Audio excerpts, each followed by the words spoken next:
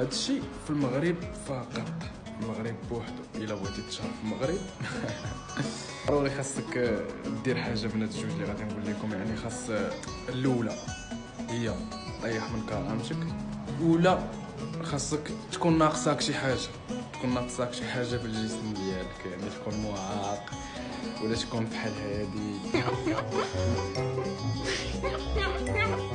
ولا تكون بحال هذا. الحمد لله. فهمتوني؟ حيت عندنا حنا في المغرب